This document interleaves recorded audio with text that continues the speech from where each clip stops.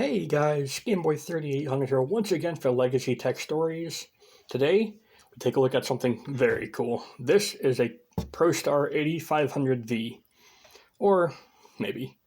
It's come in other names as well, like Sager and just base white box.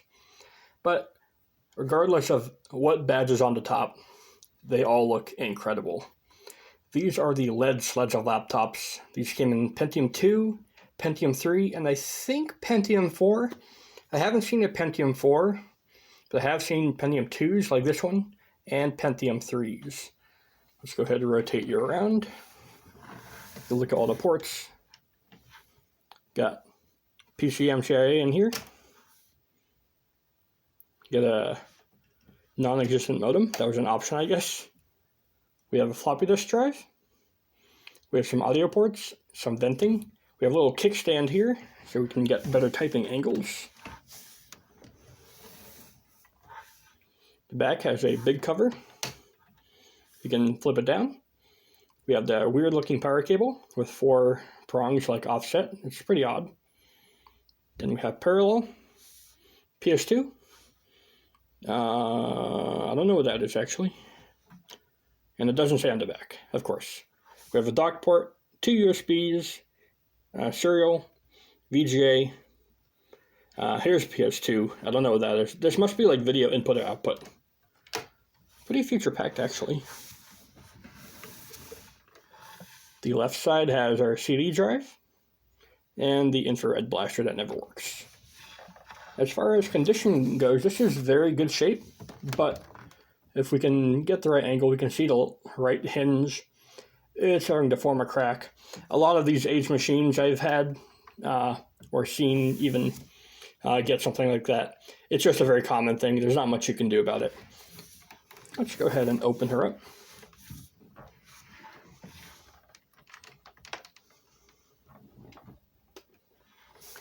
Let's get a good look at the keyboard before taking a look at the screen. Keyboard is full and very soft and easy to type on. It's got a tall enter key. It's got the delete key in a weird spot. The FN key is IBM style all the way to the left, so if you're trying to hit Control Alt Delete, you're going to have a hard time doing it because Control is not all the way bottom left and Delete's not top right. It's weird. Not much you can do about it though. I gotta pan you up to take a look at the screen. Screen is a nice 15.1 inch. I thought it was a 16 inch when I first got it, but I guess they did start making 15 inch machines with a full numpad. This was one of the first non-luggable chassis laptops to have a full keypad. And the keypad and everything on this machine works great. I even have the original power brick with its weird looking 4-prong connector.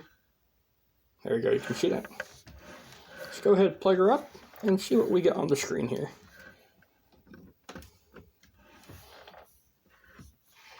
Battery light just flashes red and green because the battery is totally flat. And surprisingly, not a cadmium battery. It's a very early lithium ion.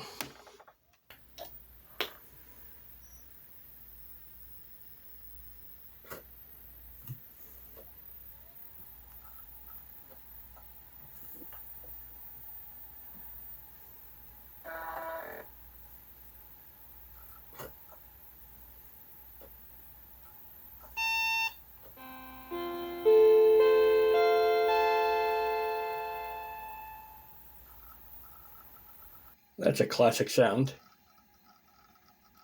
We're booting right into Windows 98. That's neat.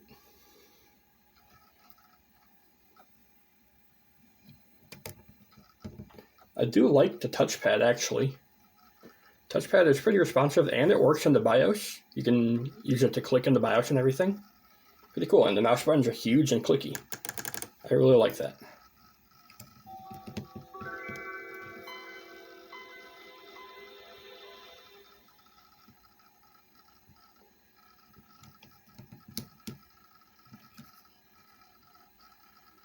I'll go ahead and have you zoomed in here for the rest of this video.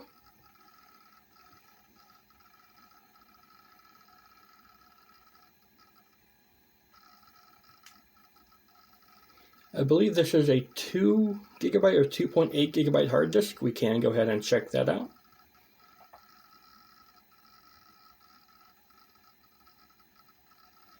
Like my slightly seizure-inducing background.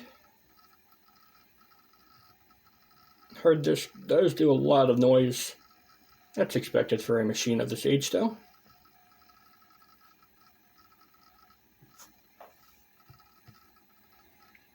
I do have Word on here. I do use this machine to type quite a lot. Let's just take a look at what I've typed up here.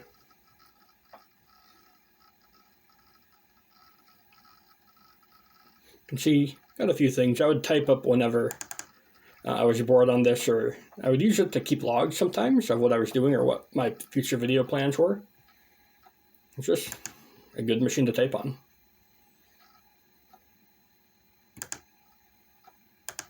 Let's find out more about this computer.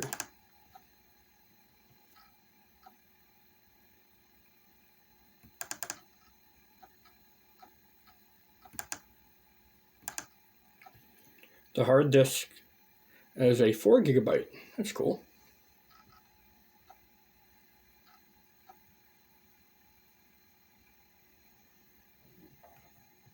The rest of the system.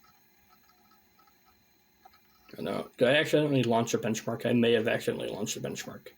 No, don't launch a benchmark. Get out of here. I've already done the test on this to make sure it works. I don't need any more.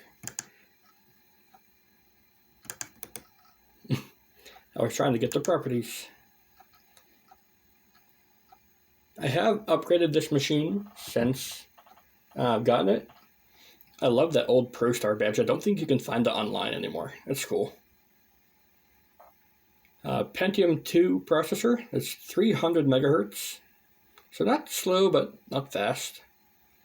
I have upgraded it from its original 64 megabytes of RAM to 128 megabytes. Simply just to speed its boot up, because with 64 megabytes, even Windows 98 was like, what do I do?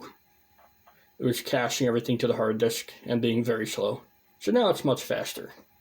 It's not SSD fast, but it is still easy to use and now enjoyable to use. The speakers are not too bad, actually.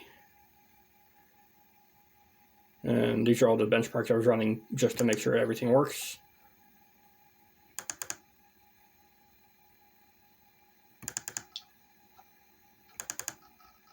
Oh man, take a look at this. We're using Real Player to test the speakers.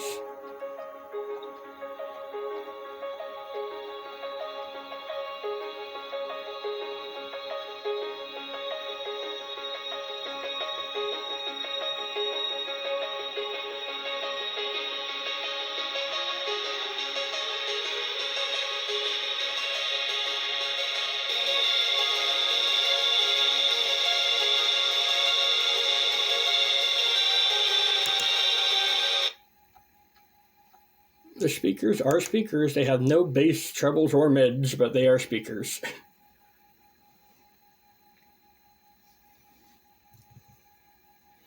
Yeah, this is just a really cool time capsule. We have like old AOL stuff as well.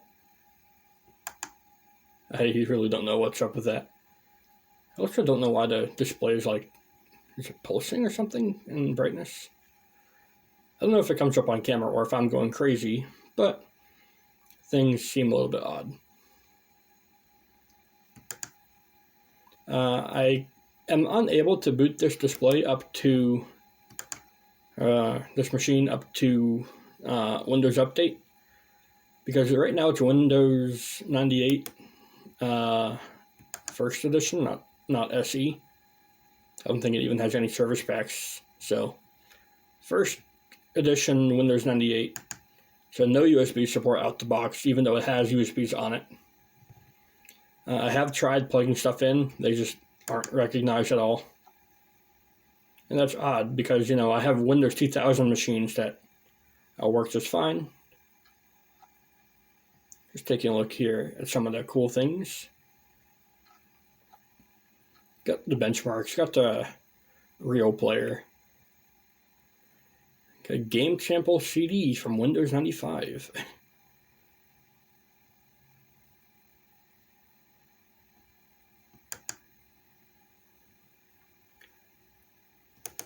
The display, let's go ahead and take a look at that.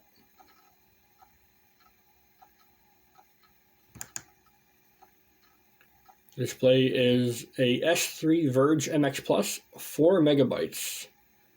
It's not very impressive, to say the least. I don't think I can increase the resolution without it being all funny zoom mode that nobody ever uses or likes. So we will set it back to 1024 by 768. Not a very high resolution, but it's a good enough display. I've used it for up to 2 hours without any issue.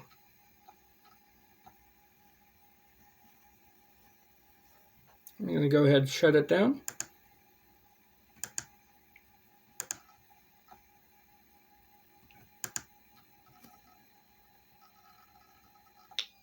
It's now safe to turn off your computer. That's always cool to see.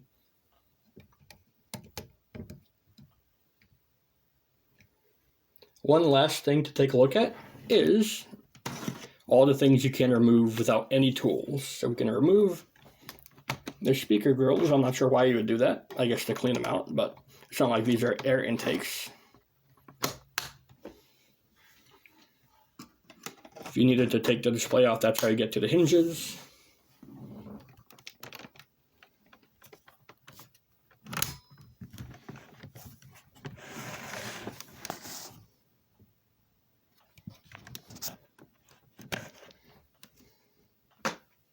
I'll flip it upside down so we can take a look at more modularity.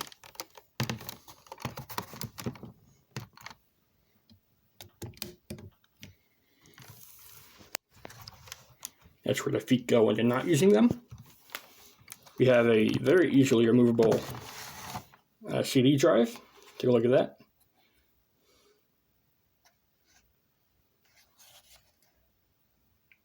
June of '98.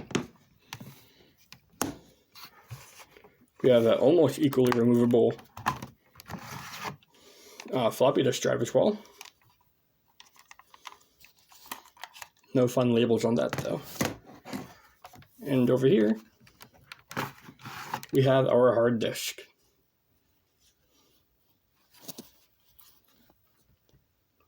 Four gigabytes.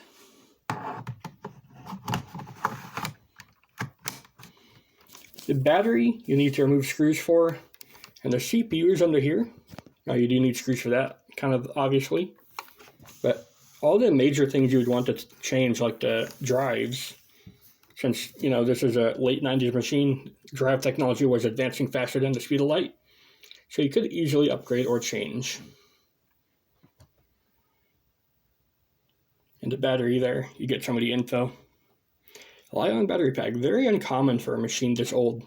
I've seen quite a few newer machines that just come with cadmium batteries. If you know anything about cadmium batteries, you know they just suck.